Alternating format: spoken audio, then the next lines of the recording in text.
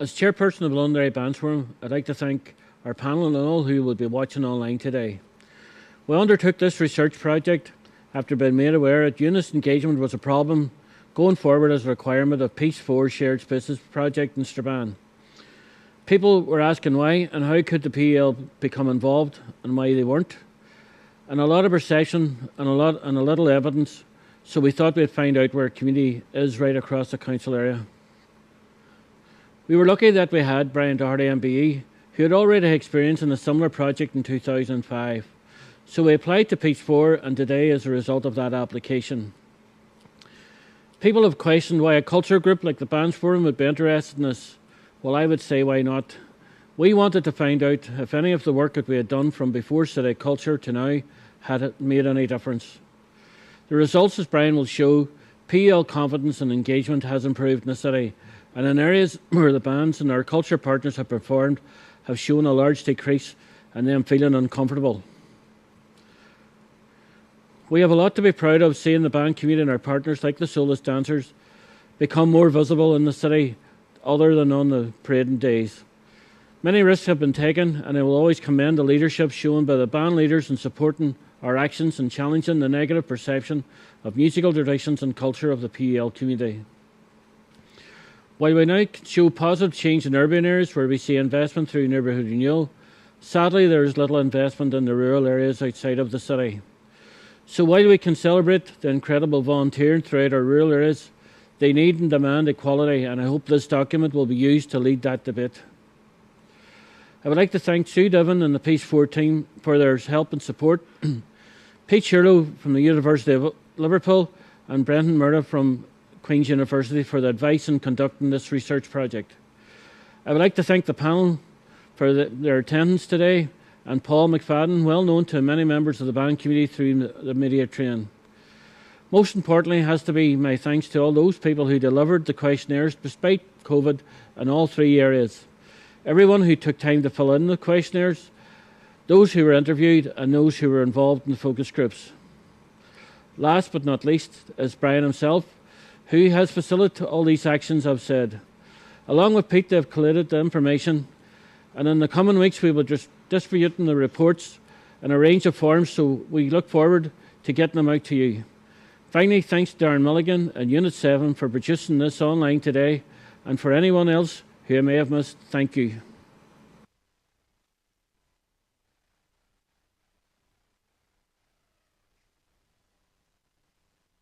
Thank you very much, Kenny, for the kind words. I'd also like to thank you and Derek Moore for the leadership you've shown with the Bands Forum over the last 5-10 years and the hugely positive impact you've made not only with the bands community but in civic life in Londonderry over that time. So before we go on to the panel discussion, I'm going to go through some of the slides here that will outline the key findings of the research. Okay, folks, I'll quickly go through some of the key findings here because I think the important element of this presentation today will be the panel discussion afterwards as we kind of reflect on the implications of what we found. Before we do start, I think there's one key quote that I suppose puts into context why we took on this piece of work, as Kenny outlined. And that actually came from Kenny himself. And I'll quote here, he said, "We had a sense that in certain respects, many in the council area, be they decision makers, the movers and shakers, the business community and others, have become invisible to Protestant concerns, and that many within the Protestant community were content to remain invisible." So in that context, we felt it was really important to do this extensive piece of work. And in terms of the kind of academic rigour around the methodology, we worked, as Kenny outlined, very closely with both Pete Shirlow and Brendan Murtock, and the extent of our research, as you can see, was very detailed, probably more detailed than we initially anticipated before we started out. We carried out 302 household surveys. We picked 3 areas: Caw Nelson Drive in Londonderry, the rural communities of Ardygarvan and Slieve Kirk, and then also Castlederg. So you were able to, from that, we were able to get a broad geographical range of households. Those surveys were conducted entirely within the PUL community. It was really important, as you will see, that we revisited Con Nelson Drive, because that was able to give us a comparative analysis of any progress that had been made from the 2005 research that we carried out, as Kenny indicated. As well as that, then, we conducted 21 one-to-one interviews with a range of all political parties, stakeholders, decision makers, and policy makers. So that was able to allow us to really build that body of evidence.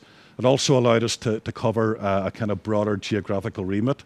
Obviously, the council area is quite a large landmass, so we were able to really delve in deeper to get feedback. Finally, then, we conducted 10 focus groups, and we used some of the key findings to draw out conversations within those focus groups. Along with the interviews, those focus groups were also cross-community. So not only did we re-engage with broader PUL organisations or state-based organisations, but we also gauged opinion from a range of stakeholders and political parties from the Catholic Nationalist Republican community. So that allowed us, as I say, to amass a huge bank of information. Too much information, I suppose, to go through in any great detail here today. As Kenny outlined, we will be making the reports available very soon in various forms that'll be readable and accessible to people who want to go through them. But generally, we categorised the findings into four main headings: community relations in the community sector, segregation and shared space, identity and politics, and people's reflections as well on Derry and Strabane District Council, not only in terms of the elected leadership, but also how that body functions as an organisation. So we'll go through these one by one briefly and give a few, I suppose, key findings from the household survey, but also a few themes and reflections that were coming out of the interviews and focus groups. If we take community relations and the community sector first of all, we have a few figures here that I think are significant. For example, 61% of those who responded in Nelson Drive agreed or strongly agreed that relationships between the two communities were better compared to 5-10 years ago. Those figures were for 41% in Ardegarvan and much lower in Castlederg. There was a small increase of 5% with regard to the Protestant community having respect for the nationalist Catholic community.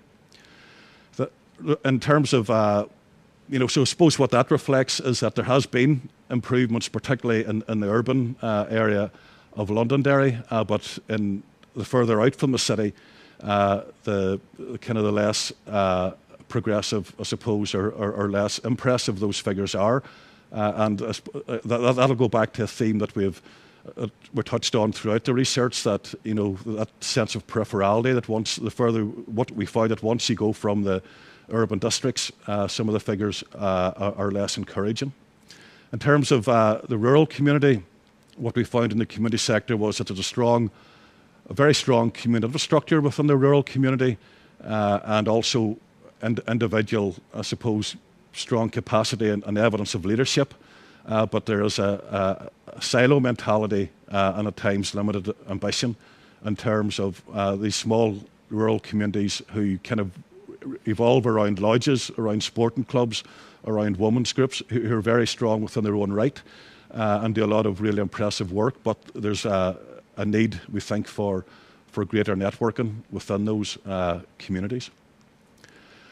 That strong community infrastructure can exist, I suppose, across the Strabane council area. What we've seen from 2005 has been strong evidence of investment in buildings, in workers, in youth workers, in community workers. But what we found as well is that there's almost become a staleness in the last number of years within the current community structures. We have found that people have changed their view on how they look at the community sector, which in a sense as well, has created some form of intra-community tensions.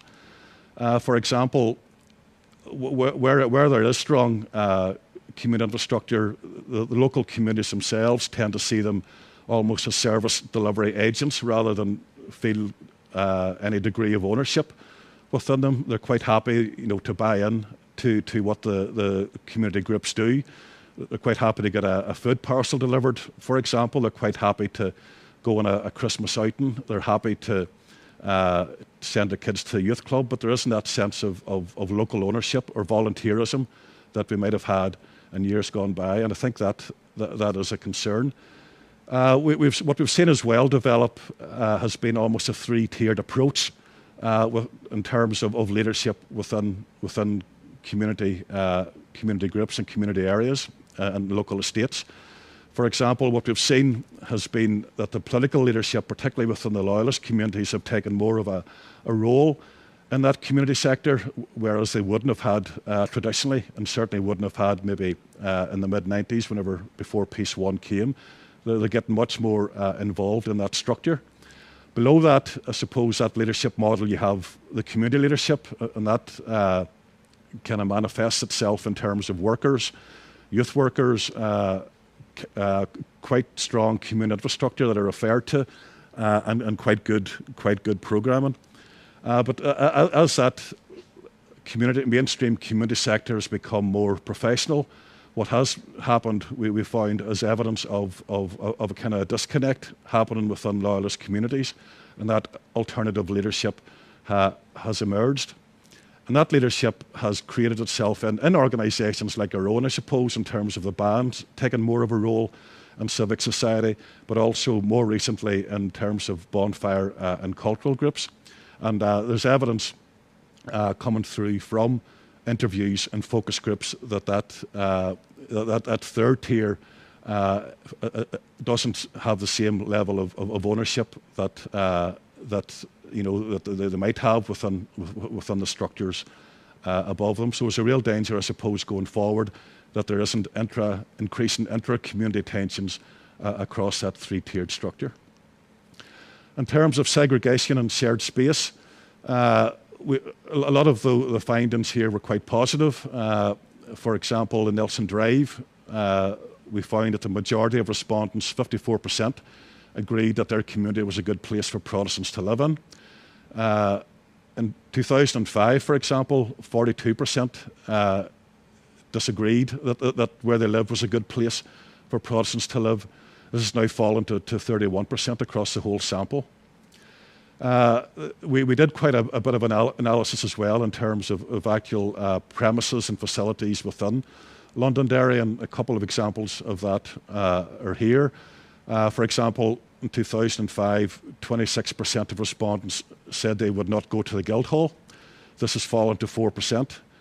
Foyle Street in 2005, from 2005 to now, witnessed a similar decline from 34% to 9%. In comparison to 2005, there's been a 49% growth in those aged under the age of 24 who feel welcome throughout the city and town in which they live. And of course, this is significant. It's shown an increased sense of ownership, particularly amongst young people.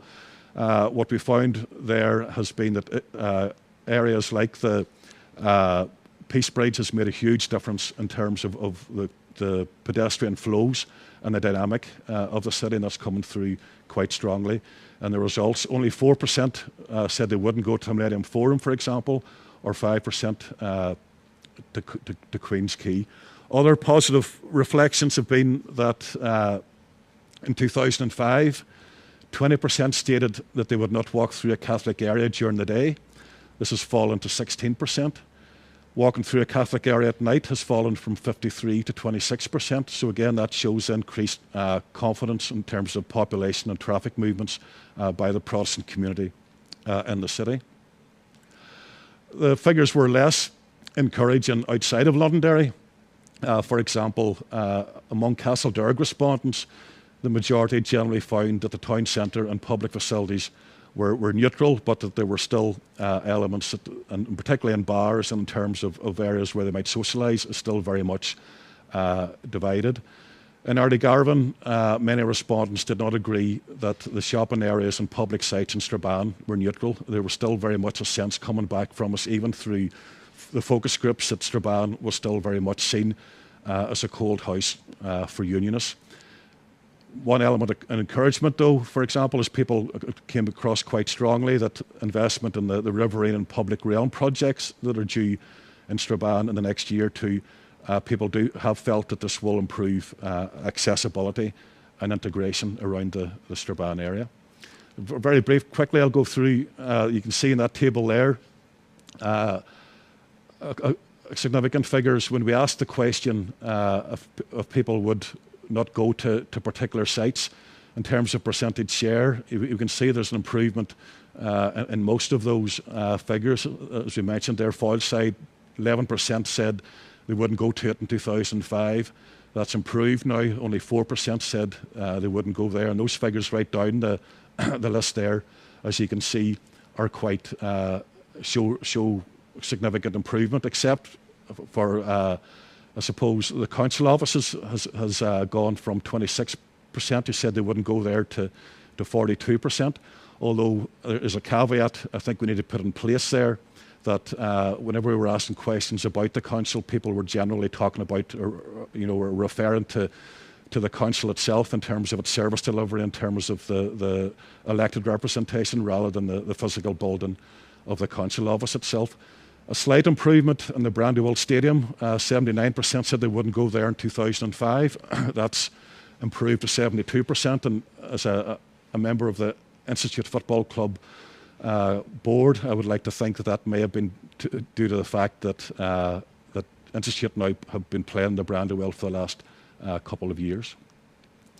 Okay, in terms of identity and politics, what we're finding there quite a lot is that most people feel there's a strong sense of identity. The numbers who have been verbally abused or threatened has reduced from 56% in 2005 to now only 4%. The number of physical attacks has reduced significantly from 58% to 3% as well. And the majority, 68%, have agreed that cross-community initiatives with Catholics as well as other groups are important, are very important. This was nearly 80% in Nelson Drive, slightly lower, 54% in Castlederg, and 68% in Ardiegarvan. So obviously what's happening there is that people are showing a willingness to engage in cross-community activity. A few startling figures here which may be of interest to a couple of our panellists. When asked the question around political leadership, unionist political leadership, only 19% believed that our elected representation were doing positive things for their community. This was only 10%. This figure was only 10% in Nelson Drive, 26% in Castlederg, and 21% in Ardiegarvan. So still very low. Only 1 in 10 in Caw, for example, felt that the political leadership was effective. 1 in 5 in Ardiegarvan. The overwhelming majority of people still identify as being British or Northern Irish. What we've also found in terms of some of the political reflections is that the number of non-voters rose from 19% to 30% from 2005, and I suppose that's reflective of general voting patterns anyway. Significantly as well, or interestingly for some, what we found is that we asked the question, if there was an election tomorrow, who would you vote for? In 2005, 46% said they would vote for the DUP. This has fallen to 38.3% now. The Ulster Unionist vote share has moved up from 19% to 35.5%. This was largely due to a popular vote for the Unionist Party in and around the Ardiegarvan survey that we covered. Finally, in terms of this heading, we found that 2/3 still feel that the cultural tradition is always the underdog. A few figures there in terms of some of the questions we asked. In the household questionnaire, for example, we asked, the question, am I confident that my own cultural tradition is protected these days? 27% agreed in 2005. This has fallen to 11% in 2021. A lot of those figures, have shown, I suppose, that generally across the full council area, that the cultural tradition hasn't been protected. And I suppose a caveat with a lot of these figures has been the fact that the household survey was carried out around the same time of the council decision not to corporately support the centenary decision. So we feel that a lot of that threat or sense of threat to cultural identity was impacted by that decision. Okay, finally, last couple of slides here. In terms of Derry and Strabane District Council, and again, these figures reflect, I think, what I was saying there just now. Only 25% strongly agree that the council supports all cultures, although this figure changed, was different across the female and male cohorts. 51% disagreed compared to 65% of males. They believe that only 11%, only 11% believe the council had quelled Protestant fears. We also found that people felt that the council office themselves were not seen as neutral. In terms of positive reflections, though, there was very strong support for the council officers and the council staff, who came through quite a lot in interviews and focus groups, that people felt that the council officers are doing a great job in terms of trying to address inequality, but that there was a strong sense that quite often communities where political representation shouted loudest tended to get more of the resources allocated to them, and that those with strong elected political representation tended to be more effective for their area. So there was a correlation between where resources went to and how effective the actual local councillor in that area was. So obviously going forward, we need to ensure that that's taken into consideration, and that we don't that we ensure greater equality. As indicated earlier on, there's certainly a sense of peripherality and inequality in resources the further from Londonderry itself you go, and also then from Strabane. There's a sense that investment has been good, for example, in Caw Nelson Drive, but less so in the rural communities going forward. As Kenny indicated in his introduction, it's very clear that there's a strong inequality in terms of allocation of resources in rural communities. Castlederg can also claim the same. The focus groups in Castlederg were saying that not only do they feel peripheral to Londonderry, but they also feel peripheral to Strabane. So those are issues that need to be addressed. Finally here, despite everything, I think where there was consistency across the board was where people felt our future priorities would lie. And as you can see there at the bottom, going upwards, people don't see, I suppose, paramilitary influence as being a priority or an issue in their community. They don't see the environment necessarily being an issue. Even the need for training isn't seen as something that communities feel as a priority. At the top there is what you're seeing right across the board in each of the three areas, and they came across very consistently in Caw, Arleygarvan and Castlederg. Mental health issues and dealing with suicide rates and sense of isolation were deemed as the most important issues affecting PUL communities. Obviously, again, these are probably reflected in the fact that we're in the middle of a lockdown, and that COVID has changed, I suppose, the direction of what people see as being priorities, but I think they're significant figures nonetheless. And again, in terms of activities that people would like to see going forward, at the top of the list were youths at risk, and what happened there was that that people felt there's a real need going forward in terms of additional educational outreach to get young people back up to speed in terms of their educational activities going forward. And again, so youth activity, facilities for disabled people were ranking very high.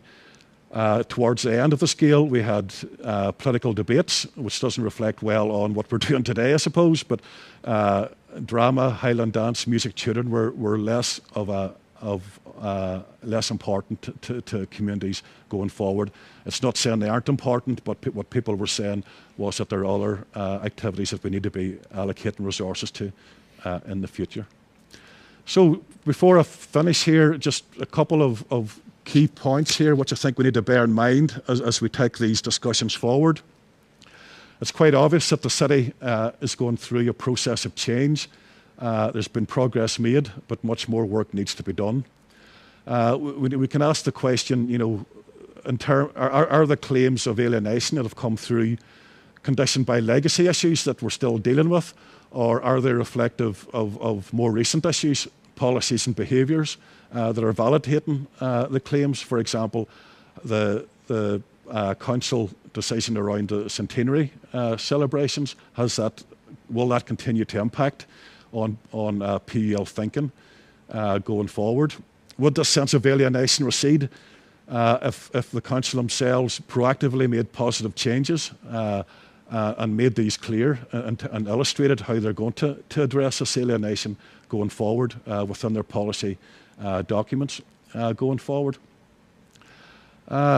Across all three areas, as I say, there are senses of cultural and political alienation that require further examination. But are these claims of alienation counterintuitive when we've again witnessed a growth in Protestant and cultural productivity within the city side over the last number of years? So there's a slight contradiction there. So we asked the question, is the council as progressive as other council areas? Is the Derry model really there in reality? Or are we, do we need to realise that there's still a lot of work to be done? The figures in Caw compared to Nelson, compared to Ardee Garvan and Castledurg have proven that if you invest in communities, progress will be made. I talked about the increasing peripherality. The further away you come from, you go from the urban area of Londonderry, so there's a real need to address that and invest in the rural communities and Castledurg, the same way as the people or policymakers and funders have invested in the city. And I suppose as well, we need to guard against the three-tiered power community leadership model, so that the three elements, that there isn't increasing intra-community tensions going forward, and that we don't create division within our local communities. So a lot of food for thought, and hopefully maybe Paul will start to delve into some of those issues now as we move on to the panel debate. Well, there you have it. Very thorough piece of work by the Londonderry Bands Forum. Rigorously done work as well across a number of areas and a range of subjects. I'm just going to briefly go through the individuals who will be taking part in the debate now, just for the benefit of those who are watching us on Facebook or on YouTube. My name is Paul McFadden. I'll be hosting the discussion. Beside me is a man you've heard plenty of already, Brian Doherty from the Bands Forum, so he's very familiar to many of you. Beside Brian, we have Professor Pete Shirlow, who is one of the foremost academics in terms of researching movements within the PUL community in Northern Ireland. We have Gary Middleton, who is, as you watch, on the extreme right. Gary, of course, was briefly one of the junior ministers of Stormont, and he's in the MLA. And we're joined online as well by Martina Anderson of Sinn Féin, who was actually, Martina, your second stint as an MLA, and in between times you were for 8 years a member of the European Parliament as well. So it's an impressive panel with much I would suggest to reflect upon. I'm going to begin with the lone academic among us, Professor Pete Shirlow. Pete, it's an impressive body of work there to consider. Kenny mentioned, I know in the press release, that it was about revisiting old ground. That suggests going over old ground. But I can tell you, I mean, as someone who lives in this city, a lot has changed clearly. As an academic, what are your reflections on what you have seen? What are the things that jump out at you from this research? Well, it's a journey, isn't it? We did this work in 2005, and then we did it just within the city area. And clearly there was a hell of a lot of alienation and senses of not being included within the city. And we were still very much in that period of nervousness about engaging with the city for the Protestant community. And we'd had the population decline and had the obviously the issues around the conflict, etc., and movement out of the city side. Look at that journey 16 years later. I think the first thing is you have to commend leadership. Where did this leadership come from? How have we ended up with Nelson Drive and Call, which in 2005 were two of the most alienated communities within the city, who now go to the Millennium Theatre, who now go across the Peace Bridge, who go to Queen's Quay. There's still issues in the city, and there's still wider senses of alienation. I think that council decision obviously was something that did reaffirm that sense of alienation. But you know, I think it's not just findings; it has to be the story behind the findings. And if the Bands Forum played at the Ardèche, if Brian and Newgate Festival bring Mary Lou to speak at their festival, you know, that has been the type of leadership which has made people realise that it's not enough just to sit and complain or to verbalise your alienation. What you need to do is actually bring your culture into this city and make it difficult for people to turn around and say that you're not trying to be inclusive, that you're not trying to be engaged. And I think one of the reasons why we're seeing a lot of this positivity is not just that sort of capacity building on the ground. You know, if you look at people in Nelson and Caw Drive, they're not talking about concessions as much as the other two rural communities, because they have the experience now of what the positivity is of engaging. So if you bring that cultural production, if you have the parading issue resolved, you know, you've created a sense, Paul, that for many people the city now is a place that they engage in. Now, it's very limited. They're not coming up the Buncrana Road, or they're not going to go to Craigan, etc. But the fact that people are actually engaging with the city is important. And the big question here is, Paul, you can't just stop now for two reasons. One is this can go backwards very quickly. Any signals that are sent out about being unwelcome or not being included will just defeat that work in the flick of a switch. Okay, and clearly what you have are these rural communities who just haven't had that type of engagement, and I think, you know, so it's a twofold thing here. One is repeating what's happening in the city, but also really an obligation upon the council to go to those rural communities and examine their alienation, and examine not just their alienation, but how do they include themselves, or how are they included and welcomed within the places that they live. As the academic who's looking in at us in a sense from outside, does it strike you as being as significant as I think it is, that this event, the launch of this report, Where Are We Now, is happening not on the waterside, not within the walled city, but not far off the Buncrana Road that you mentioned there? I think it's quite extraordinary that that's happening. Maybe it's incidental, maybe it's deliberate, I don't know. But well, I've been coming to the city for a long time because I'm married to a local not far from here, and you marry one, you marry 40. And I have to say, you know, whenever I came to this city, you know, being from a Protestant background and being on this side of the river, I didn't understand what this really was about, because I went everywhere, but nobody cared who I was. I wasn't a local. I wasn't anybody had any investment in what had happened over the previous years. I've always felt in the city not a very strong sense of dislike or disapproval of the Protestant Unionist community, but I never really saw people who did more than say, you know, of course they should be included in the city, but I didn't see many people in the Nationalist Republican community stepping forward to include. So I didn't get this sense of hostility. Being from Belfast, of course, there was more of a. I think you're actually very lucky in this city because you've a Derry personality. You're not as, you know, Belfast is four places. You know, this is one place with a river which obviously separates people. But I never felt a hostility towards the Protestant community that I would have experienced in Belfast. But I didn't see those people who weren't hostile doing anything about that, actually stretching out, engaging, you know, trying to ask questions about how they could help include and bring people in. So I heard a lot of people talk about loss. You know, I used to live in the Glen Road and Protestant neighbours, but they never seemed to want to know where they went. So it wasn't, to me, you know, it's not that it's not insignificant what you're saying. It's critically insignificant, because I hope it brings that into reality now, that there's responsibility in the Nationalist Republican community to do more, to engage, because the leadership's been shown one way, and I'm sure leadership's been shown the other way, but I think there's an obligation on the citizens of this city to actually go and find those neighbours, to go and find those connections they once had, and let's help rebuild them. Martina Anderson, you were one of the sort of early people within the Republican community. Wearing your Sinn Féin hat, you were very actively, very directly involved in the whole work of outreach. What kind of comfort do you draw from the findings in this report? Well, firstly, I really do appreciate the opportunity to be here, even though I'm here by Zoom. I think it is a really important piece of research, and I have learned a lot. Learned a lot as I was reading it, and then listening to Brian reinforcing some of those messages.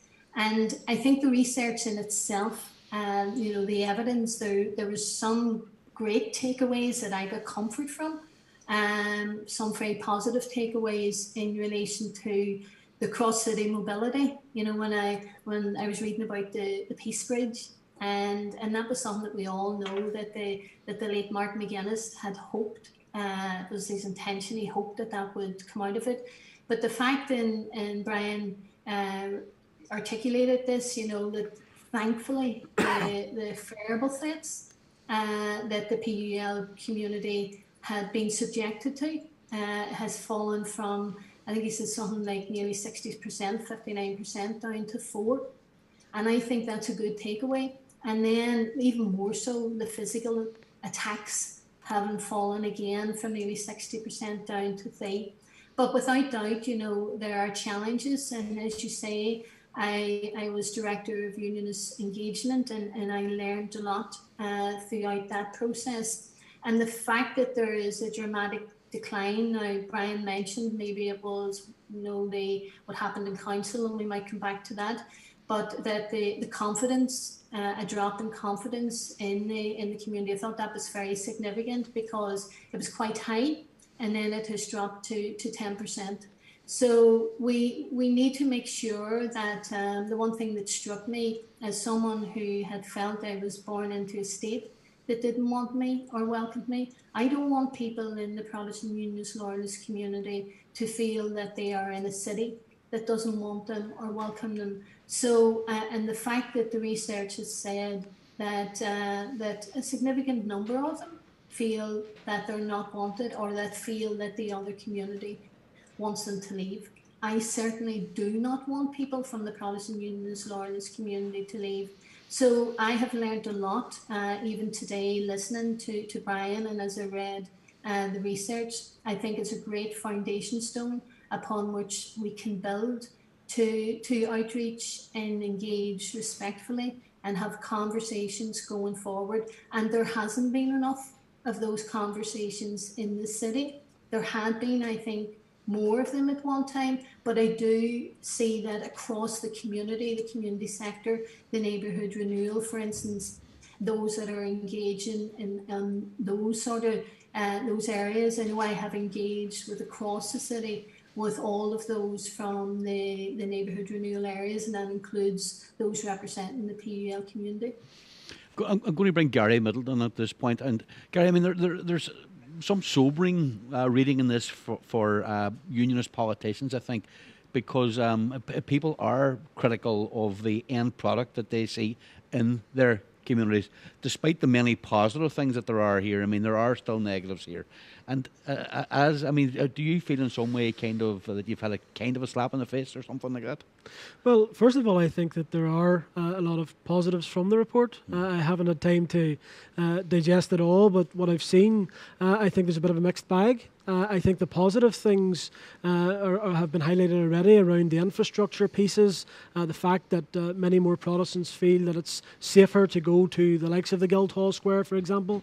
That's very much welcome. I think that's down to a number of factors. I think the Peace Bridge certainly helped, but I also think, and certainly my time in involvement with the UK City of Culture, I think that played a huge role in getting people across to various events right across the city where they felt, you know what, it doesn't matter whether I'm Protestant or Catholic or other or whatever background I come from, I feel part of this, I can be part of that, and I'm welcome.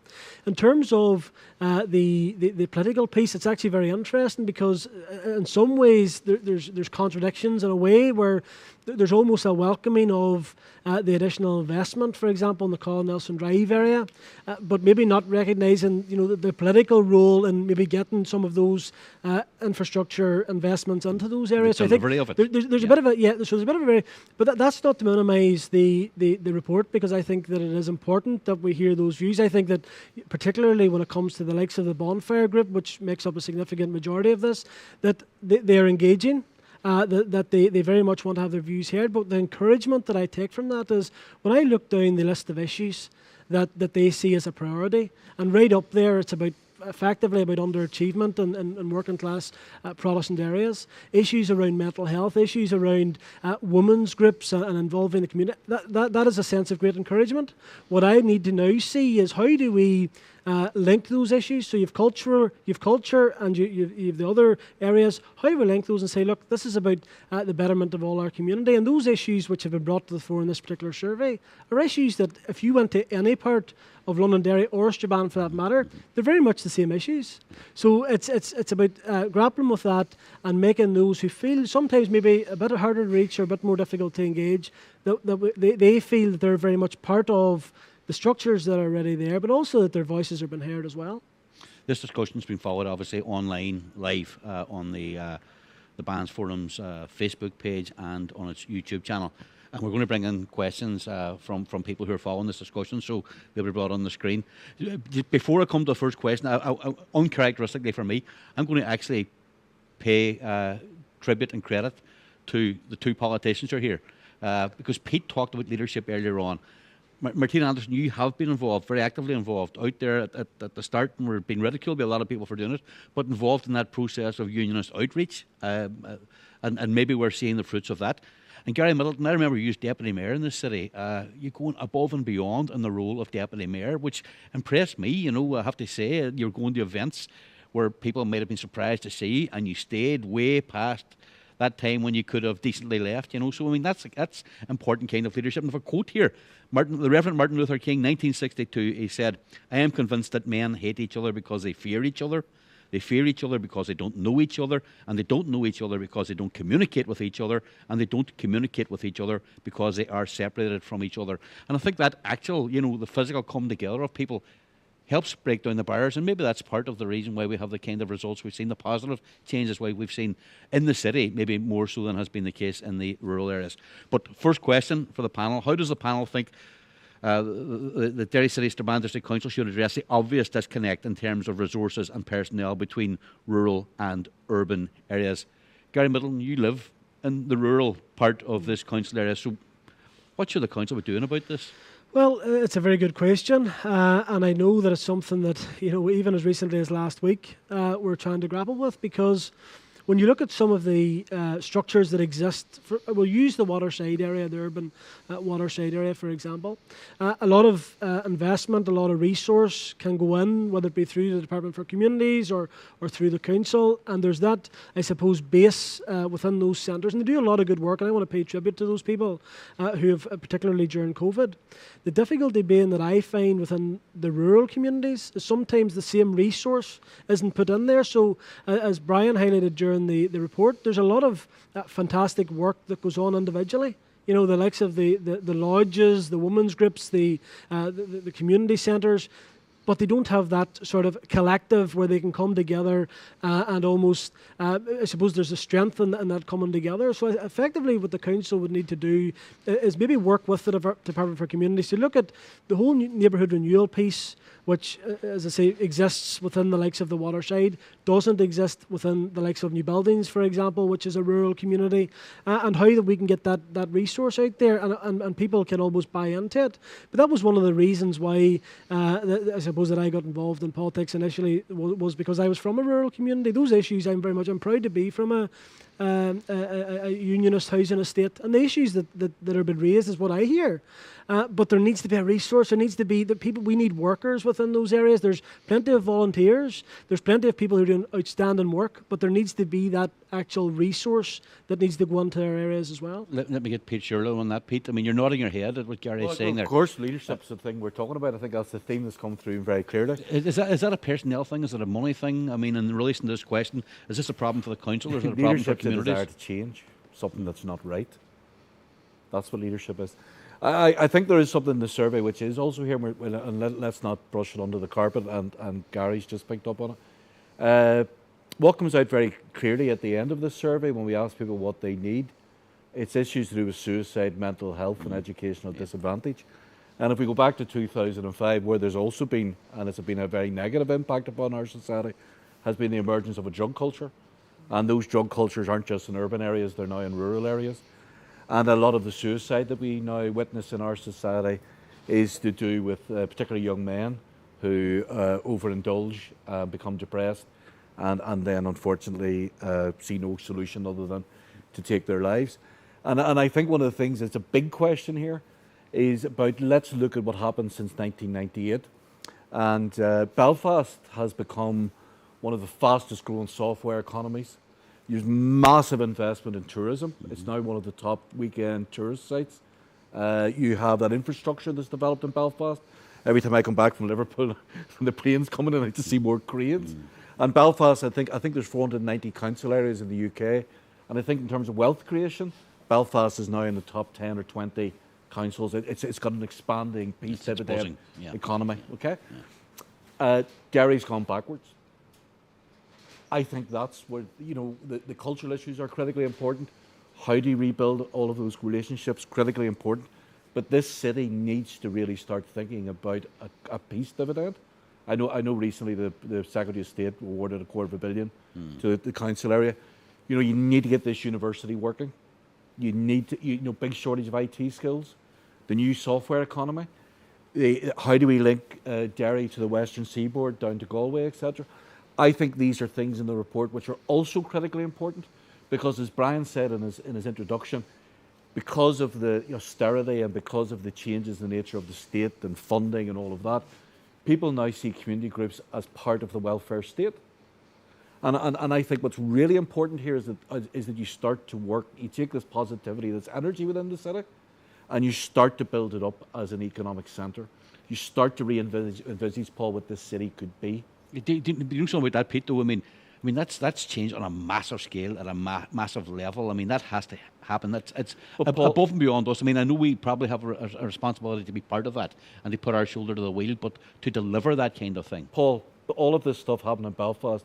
The software economy came because 3 guys and 2 women put together a company which started software development in the 80s. And Americans came over and saw it and said, there's something here to invest in. It came from organic leadership. It came from people on the ground who started to develop. Researchers at Queen's started looking at cybercrime. It's now the biggest cybercrime research institute in the world. Okay, it is driven by individuals. One of the things you look at, go and look at per capita holiday stays or hotel stays, overnight stays. This is one of the worst council areas in Northern Ireland. How, when you've got a contiguous walled city, how, when you've got the landscape, how, when you've got this big Ulster Scots heritage history around these communities like Ardegarva and Strabane, the blueprint for the plantation of America, an American president who's of Irish descent.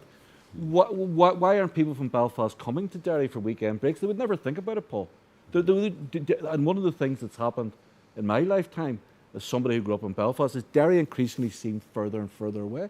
Dublin actually seemed closer as a place you'd go for weekends or you'd have an engagement with.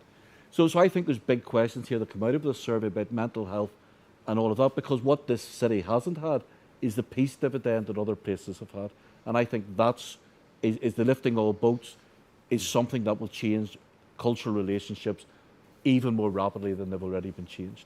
This city needs a peace dividend. I'll get Brian on the moment, because Brian, you good say at the beginning. So I mean, but I'm while you're sitting here very patiently, and I will come to you right after this. But Martina Anderson, I just wonder. I mean, is the non-delivery for Derry, Londonderry, and the Northwest generally, is that an indictment of politicians like you and Gary Middleton?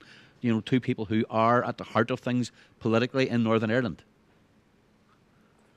Well, I think that when you look at the survey, and obviously within the PUL community, you can see there's a lack of confidence in political representation. So that needs to be heard and listened to by all. I do think that this city, despite everything that Pete has said, and I concur with a lot of it, I do think that this is the city's moment. And the 500,000 that Pete talked about, it was the executive that coughed up half of that. And the 250 million. Quarter of a billion, yeah. Quarter of a million, 250 million. But on top of that, we have work now going on in Edmonton. One scaffolding should be going up tomorrow or this week for the enabling works for the hotel. Now, this isn't. I'm not trying to say that we've had enough. We certainly have not. We have only started, and I think Gary would concur with that. We have Fort George announcements to be made there as well. There's grade A office accommodation. All of this is on top of, or all that is on top of the 250 million. And what I would say to you is that the one thing that I want to ensure, and I hope that Gary and others would do so as well, I actually believe he will, and others will, like they talk about the 250 million creating at least 7,000 jobs. Now, they're telling us that 70% of those 7,000 jobs will reach those people in our constituencies. So they need to reach the people in Call. They need to reach the people in Nelson Drive, on the top of the hill, the Bogside, Randall, Craig, Rosemount, Ballyarnett, all of that, and Strabane as well. And we need to be ensuring that now, as we move towards the development of seeing cranes in the sky, that our people, those furthest away from the labour market, are being skilled.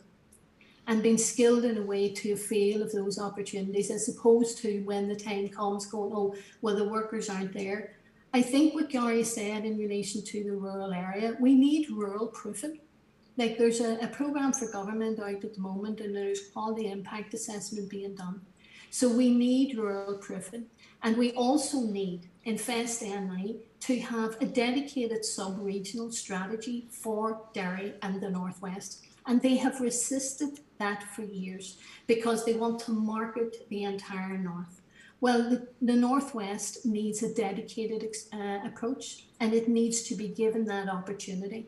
So I concur with the assessments that have been made in relation to Call and Nelson Drive around priorities. It's the same priorities in Craig. It's the same priorities in the Bogside and across the city and district. So we need to make sure that we are getting the hard to reach in terms of those that's been on the long-term unemployed for far too long. And I have recently released a document tackling the barriers to unemployment and inequality, and that's for everyone across this city and beyond. So I think if we're, when we're talking about reconciliation and taking things forward and marketing our city, this city, social enterprise capital, it can be viewed and actually captured. The work of John McGowan and many, many others, I think is work that all of the ministers need to be appraised of if they're not, and they need to support it. So I think we have opportunities, Pete. I'm not saying that that's enough. And as for McGee, I know that our minister, our MLA, Karen Mullen, would be very much trying to ensure and capture that. As you say, we need to be a university city. For far too long, we have heard reasons why there haven't been the expansion of McGee. And I think it's absolutely disgraceful. And I think some of that is the responsibility of the University of Ulster too, but not alone. The Department of Economy and the University of Ulster, and I know Gary is on the committee and he will be pursuing that, but we need to see it happening, and we need to see it happen soon. And all the things that you talked about, the connectivity, rail, my goodness, the opportunity to connect us, and not just to fast speed in terms of Belfast, and you can get to Belfast in the car quicker than you can get in the train, but we also need to be looking at from Derry to Letterkenny down to Sligo and opening up all of those opportunities. So there's a lot to be done. Yeah, and Martina, I think over the last year we have actually captured some of those and maximised those opportunities. I suppose in the interest of equality, I should let Brian Doherty in now, because I'm just interested in seeing some of the questions coming in on the screen in front of us here. There's one person saying to address that issue of the rural disconnect again, that lag which is happening there. Someone else is asking whether there should be a survey similar to this carried out for the Catholic Nationalist Republican community, which is an interesting point to make. But what about addressing it's described as the obvious disconnect? I mean, I can comment on both those. elements. I mean, it all goes back to the theme that came through, which indicated earlier on, Paul, around peripherality. You know, the macro peripherality in terms of where Londonderry sees itself compared to Belfast, to Dublin, to Westminster, and to Europe. And then if you go within the Derry Strabane council area itself, you're seeing that even that peripherality being extended out within the rural community. And Rippling out, yeah. It came across very closely or very clearly. And I suppose what we shouldn't forget is that within the rural communities, and we found this very, very extensively through the interviews and the focus groups specifically, that there's a hell of a lot of skills and volunteerism and capability within the rural communities, be it through the sporting clubs, be it through the lodges, be it through whatever format. There's a huge self-help ethos there. And you talked about communities and organisations who have never accessed a community grant or have never even gone to seek a community grant because they'd rather build an Orange Lodge than stick their hand out. It's more hand out than hand, or it's more hand up than hand out with rural communities. But that doesn't mean they shouldn't be getting those resources, you know. And you know, so can I be crude about that? Is that an urban-rural thing, or is that a Catholic-Protestant thing? Oh, I'm not too sure. I mean, obviously there's the kind of mythology around the Protestant work ethos, but I do think it's specifically still there within the rural community. And I mean, so there's two things. As I see it, I think there's a necessity for the rural community to network more. So there are partnership applications going in for resources and kind of pooling of skill bases, you know, particularly if you're looking at succession planning and ensuring that groups survive in the next 5-10 years. Secondly, probably more importantly, is the huge difference we're finding is that neighbourhood renewal, you know, as the structures around neighbourhood renewal has really provided the staffing base within the urban districts of the council you don't get in rural areas. DAERA are seen as the main funder for the rural community, but they don't have the same level of access to that staffing resource that you get in an urban area. So there needs to be, in our opinion, a whole rethink of how that kind of at government level, how they look at resourcing the rural communities. There's a question here, which is a great question. Isn't it clear, the viewer says, that the main political parties need to make their local councillors concentrate on mainly local issues and leave their stormont leaders to look at a bigger picture? Pete, is that a fair point? I mean, Brian mentioned earlier on, you know, the fact that I kind of wonder that the whole thing's a wee bit fragile in the sense that it can be knocked off course a wee bit if there's something to do with a problem with legacy, or a problem, you know, with centenary, how you mark centenary celebrations at council level, even big things like the Northern Ireland Protocol issue. Should we have councillors concentrating on all politics being local and leave the big stuff to Stormont? Gary Middleton, Martina Anderson, people like that. Local councillors can't concentrate just on local things because we live in a global world, and the future of all of our cities and communities that we live in is our connectivity to the outside world. It can't just be that. What local councillors have to do is promote parity of esteem and mutual respect, because it's at the site of the local that people experience cultural drift or they experience cultural alienation. And I think, you know, one of the problems we have in our society is we have much of a patchwork quilt. We take somewhere like the old Ballymena Council, which I think now is called Mid-Antrim. You know, unionist mayors there have hosted Irish Language Week. Sinn Féin and SDLP councillors have voted for a silver poppy to be given to Second World War veterans. So in some parts of this place, you get that type of council leadership. And then I think we can't ignore what happened when the council here voted by majority not to engage with the centenary. I understand that they changed that decision. But I think that one of the things is very important. If you were standing at a bus stop, Paul, and this is not what I would ever hope would happen to you, if some guy jumped out of a car and hit you a dig in the bake, it would be page 5 of the Derry Journal, man assaulted at bus stop on Springtown Road. You 2 or 3 inch column. Okay, the guy jumped out of the car and was wearing a Rangers shirt, be in the front page. You worked in the media, you know how this works. What we understand that is a signal. So even though Derry City Council may have reneged on their support for the centenary, the fact that it happened will be what's remembered. That's the signal that's left behind. And it's one of those things we have to understand about identity and culture, is that we experience that as a group. So somebody like me who's very liberal and, you know, not as high identity as many people who come from the community I'm from, you know, I'll feel that hurt. I'll feel that sense of exclusion. And I feel it also for the other community, what's happening to them as well. So the thing that is really important at the local community level for councillors is that whenever they're engaging with parity of esteem and mutual respect, they're constantly repeating and reproducing cultural respect and parity of esteem in a way which is cognizant of the diversity of the communities in which they live. One of the things is important, of course, and Gary mentioned it, not everybody's a unionist or a nationalist now. Yeah. You know, that's important also. How do we respect their cultural identity? Yeah. That's a big question. There's another question. A lot of the social and educational findings could easily apply to all sections of the community. Does this not tell us that the disconnect with Stormont could be widespread, apart from die-hard DUP Sinn Féin supporters? Well, we've representatives of both those parties here, but I mean, the findings could apply. I mean, I was struck by the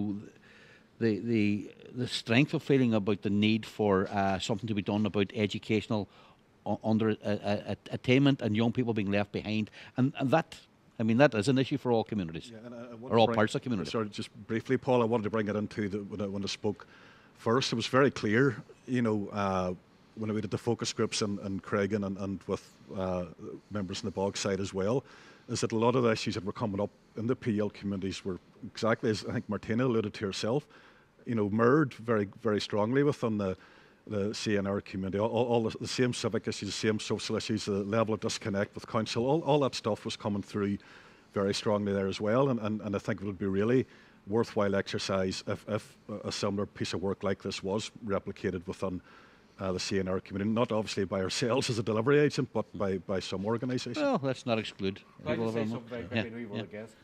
what we're seeing today is good PR. We've got two politicians. I made some comments about Derry and where its economy should go. Martina came in quite rightly. Look at the things we're doing. Gary's talked about these are the things we should be doing. One of your problems in this council is its PR is terrible. It's not telling people in this city what it does. It doesn't tell people in this city what it achieves. And I think that's something which needs to be corrected. Some councils are much better at that. They're very good at their PR. They're very good at people knowing we built the waterfront hall, we built this, we did this. And that's one of the reasons why you probably have that alienation within the city. Can I ask Martina, just put that question to you, Martina, it's not part of the study, but would there be any evidence of a similar sense within the Catholic Nationalist Republican community of the impact of peripherality on service facility provision from the council? That's a question from Derry Hussey, actually, who's a councillor here. Absolutely. Look, and I think what Pete said in relation to either marketing or profiling or getting the information out. Now, Paul, I would be tempted to say we might be missing you on Radio Forum. I know, for instance, trying to, get an opportunity to engage with people, and it's been very hard during this year because of the pandemic. So getting that message out, unless you get an opportunity, for instance, whether it's on Radio 4, and thankfully now the newspapers I think have been excellent. I know, for instance, the Derry Journal and the Derry News will regularly carry articles. I'm not too sure in terms of Sentinel, forgive me, in terms of even reading the Derry News and Journal. I don't get to read the papers as much as I used to. The one thing that I would like to say, because it has come up a few times, and just to say to Pete and to those that are listening from the Protestant Unionist Loyalist communities, I think sometimes context is everything. And how we have a discussion, and obviously even in a discussion like this, and information is important. And, it hurts me that there are people within the Protestant Unionist Loyalist community who feel hurt by a council decision in relation to your own culture and identity and marking the 100 years of what I would call partition, and obviously people would have their own view of that. So the initial proposal, as I understand it, and I'm not a councillor, but I did check it out because I was concerned at the initial reporting. My understanding is that the initial proposal said the council should organise centenary events. And my understanding from what I understood when we went through in the 1916s, recognition of what happened there, that it might have been somewhat poorly written.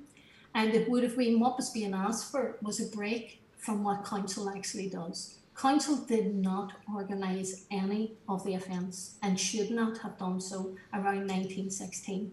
And what council has done was agreed that the 20,000 now pot of funding to 10 grants, I think it's 2,000 a head or whatever, the same as what happened in 1916.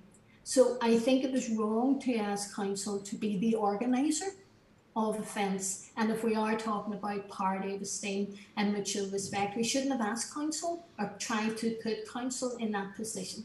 So I think sometimes that information didn't get out there in the way that maybe we would have needed it, so that you could stop people feeling hurt and alienated and people understanding this is about equality, this is about a party esteem, this is about asking council to do what was agreed in 2015 in relation to marking the centenary and marking the Easter Rising, and we weren't going to put council in a difficult position, but you could invite council officers to your events.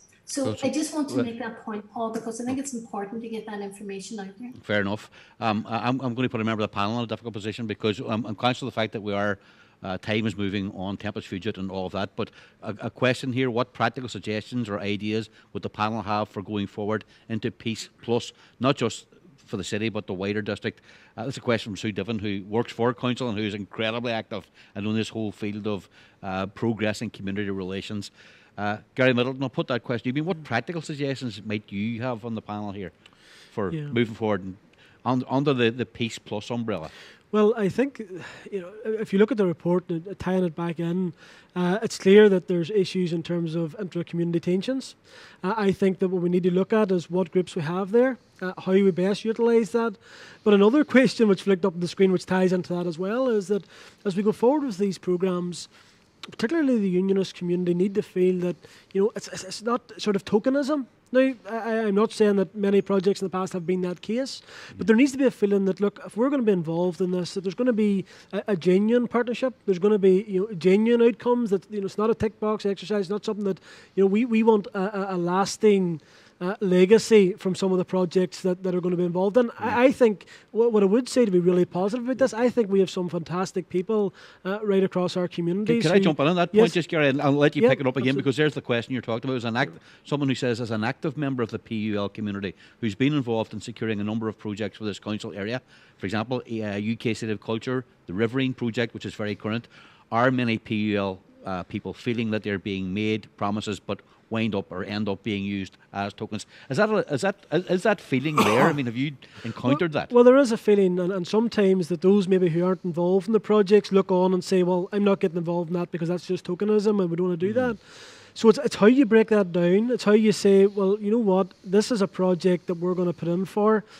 Here's what the outcome's going to be. Here's what it will do in terms of making a difference within the community. But ultimately, the aim of it will be to bring communities together. But in order to do that, I think that even within, so the likes of even the Colin Nelson Drive area, the Ardagh Garvan, those particular rural communities, there needs to be a collectiveness within those as well, and I think we all recognise that, particularly as we see through the report, that those are types of issues that have sort of came to the fore.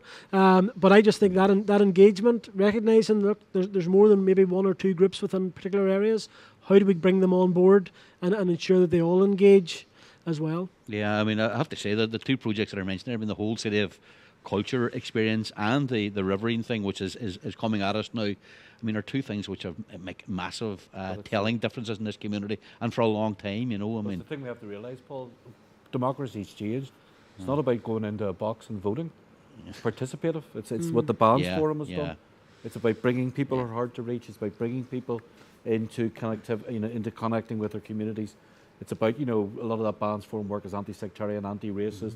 It's about giving people a vocabulary and a politics that they're not getting elsewhere. What about that question then, Pete, there? Look, do you think the hard-to-reach areas will engage more in the future, or is it up to the likes of the Bands Forum to engage, or bonfire groups? It is participative democracy now. That's what's going to shape our futures. And it is the GAA or Institute Football Club or the Orange Order or the Bands Forum where you're going to create that safety net for many people who are hard to reach. We saw it during the pandemic with food parcels, not that we want to be living in a society in which we're handing out food parcels. But we've also seen it, in getting out of here back to Belfast. Diwali, the Hindi Festival of Light, was organised by loyalists who came through the Bands Forum in the city. Yeah. And challenge racism in the communities in which they live. So I think actually this sort of more integrated type of democracy, where people get a voice, where people get an identity, is critically important to dealing with the big problems we have in our society. As I said before, you know, one of the biggest problems we have in our societies now is drug cultures. Yeah. You know, bands forums, you know, and the equivalent in the Republican National side, getting young people off the street corner 3 or 4 nights a week, giving them pride and collecting for their band, getting them to engage in these issues up close to people is one of the safety nets we now have in society. So culture can be more than culture. So I think, Paul, I mean, Yeah, Brent. just to follow up from what Pete's saying there and Gary, I mean, that 3-tiered kind of leadership model or structure of power, whatever way you want to call it, and communities, it needs to be seen as a collective. We can't be getting to a point where one strand is seen as having more of an influence than the others, and you certainly can't. I mean, during these during this research, for example, I heard one community worker in a certain area referred to the bonfire groups as the underbelly of their society, and that's not only terrible language, but it's potentially disastrous.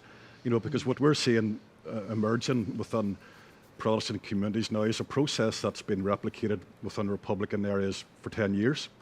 You have a very strong political leadership within communities there, a very strong community infrastructure, but what we've seen obviously emerging in Derry in the last 5-10 years is the increase of influence of the dissident Republican element, which can manifest itself in physical violence.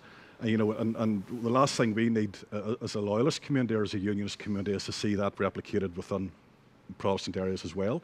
You know, so we have, I suppose, the Bands Forum, and the Bands Forum are one form of that alternative form of leadership. But there's other forms, including bonfire groups, but also including in rural communities where you see cricket clubs, you see lodges, you see others that you know that have an influence in civic society, and we can't be excluding anyone. You know, we're in a situation now in 2021 where collectively we have to be bringing everybody on board and progressing communities as one rather than three tiers. You in the studio here have the advantage of being able to see some of the questions flickering up on the screen here. Martina, you can't see that, unfortunately. You're not with us only virtually. So I'll come to you at the end of this, if that's okay. But it's a very brief response from each of you to this, if you may. It's an invitation for a practical kind of a suggestion, I suppose. Someone who asks what actions could be undertaken by council as active promotion of parity of esteem, mutual respect, cultural inclusivity, which recognises PUL community and other minorities. What actions could be undertaken by council? Any of the three guests here in the studio want to grab that first of all? Well, it's just to say that I think I agree with Pete. There's an opportunity for real leadership to be shown in councils. The mayor position or the deputy mayor, in my case, where I think that there's a role there which is apolitical. You can get out into various communities and hear the issues.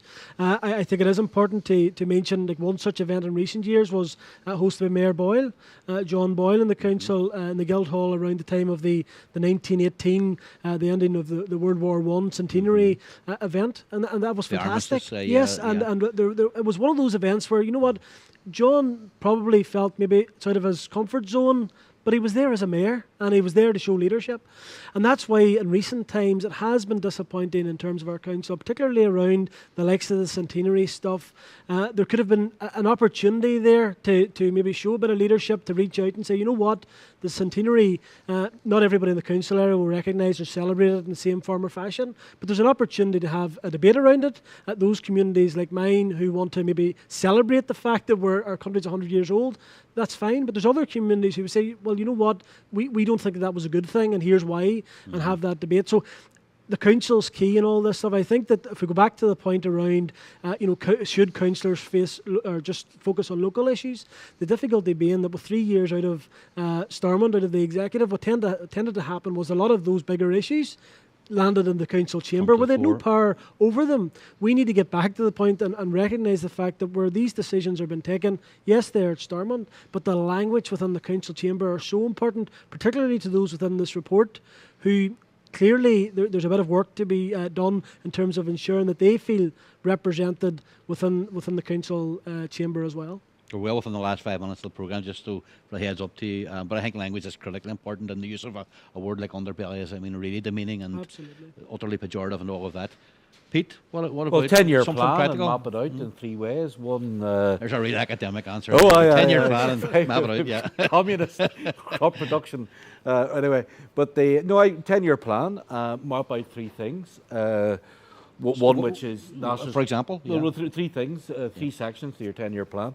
One is nationalist Republican, one is unionist loyalist, and the other is other. And map that out for 10 years and have that positioned so that people know the vision of this city is that there will be inclusivity over the next 10 years. And part of that will also be to bring in those other identities. There's lots of people in this city who do not want to be identified with either community. And it's critically important. And I think that goes back to your question about how you change the outside feeling about this city. This city is seen as a place where people march. This place is seen as the city of Bloody Sunday, etc. I think the city really needs to also show that it is also part of other cultural activity, other ways in which it expresses itself. And I think that there's a lot of capital to be made out of that. You want to get this city moved away from its conflict image and moved into this much more progressive, beautiful, friendly, civil place.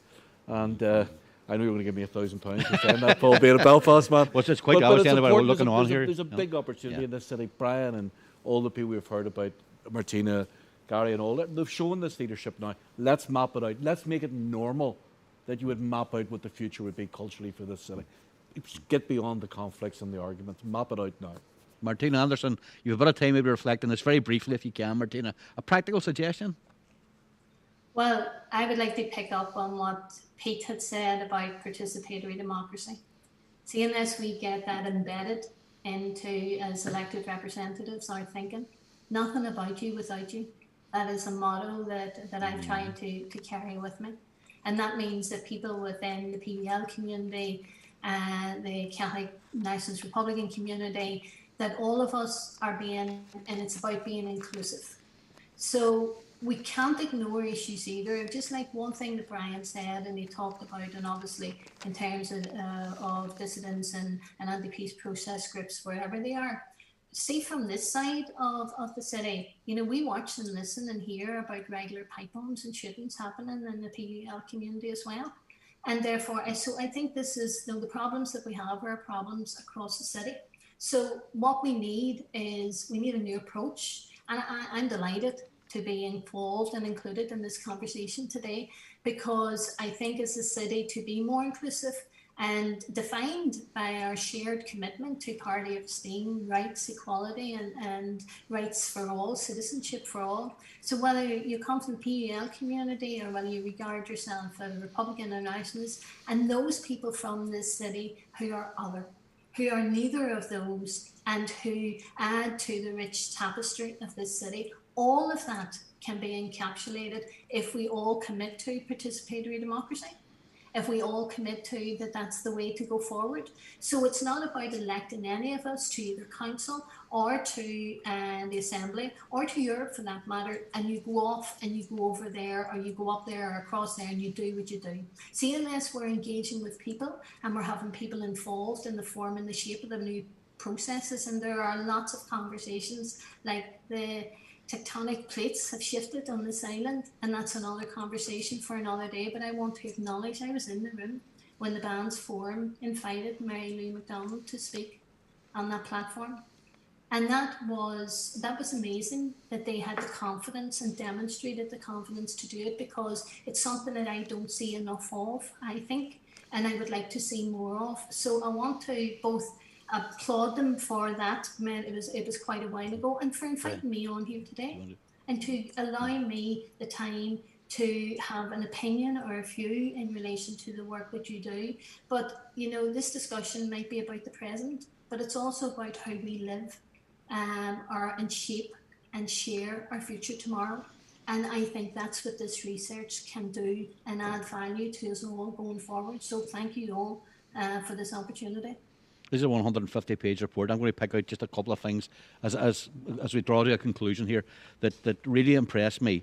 The fact that a majority of people within of those surveyed, 68% of them agreed or strongly agreed that cross-community initiatives with Catholics as well as other groups was either very important or important. I think that's a very encouraging thing, and it shows you how it's that kind of engagement is shaping things. And also, Pete mentioned earlier on, you want to be in a society that's having to give out food parcels, but in giving out food parcels, it kind of showed people in the community at their best as well. The fact that over 70% of people are saying that programs to help children falling behind at school, to reversing that kind of thing and addressing that. You don't want to see young people falling behind. But the fact that so many people identify that kind of normal, important politics as being a priority, I think that's actually a very encouraging thing within this. Brian, I'm going to leave the last word to you, because people who are looking on, and thank you if you stayed with us from the outset, we want to know how and when they're going to get their hands on a copy of this report, and I'm sure you'll want to thank a few people as well who've made all of this possible. Yep. Thanks, Paul. Yep. I mean, we'll be disseminating the report now in the coming weeks. Obviously, as you indicated there, the main report's going to be 150 pages, but that's largely going to be for the funder. For the academics. And academics, and people who bother sleeping. But I mean, we're going to have a shorter executive summary version with infographics that's accessible and easily read. We're also going to take the findings out to anyone who wants to hear them. We would hope to make a presentation to council and to other bodies. We'll be doing individual reports as well for Caw, rural community, and Castledurg. So we think it's essential that this report's listened to, but we also know it's our responsibility to make sure it's accessible and readable and usable going forward for organisations. So we'll be spending the next few weeks and months ensuring that happens. And as you indicated, finally, as well as thanking yourself and the panellists here, I want to thank the funders, the SUPB Peace 4 through Council, who funded the majority of the research, and Sue and all our team for her support, and also the Community Relations Council, who have funded part of it as well. And finally, to the University of Liverpool, who bid on a lot more hours than they got funding for, I can tell you, plus our colleagues at Newgate Arts, not only the Bands Forum, but the Cultural Partnership, and James and the team out in Solus, who we work very closely with and would be lost without as well. So it's important to thank them. Say, like, a lot of the interest on the part of the University of Liverpool as well is probably down to this man to your left here, Pete Shirlow, who's director at the University of Liverpool's Institute of Irish Studies, and incidentally also involved with Threshold. You're still involved with Threshold, the mental health charity and all that, so it explains your interest in that area as well, Pete. Look, that's it. Thanks to all of our guests, Martina, who has joined us virtually here, to Gary Middleton, who is with us in the studio, to Brian, and to Pete, who are here in the studio as well. You can watch this discussion as well if you are one of those people who has trouble sleeping, you can watch it. It will be available on the Londonderry Bands Forum's YouTube channel and on its Facebook page. All that's left for me to do is to thank you for watching and thank the panellists for contributing, and let's hope that we go on making the kind of progress that was flagged up and uncovered in this excellent report, Where Are We Now?, which we're officially launching today. So thank you for your attendance and your interest.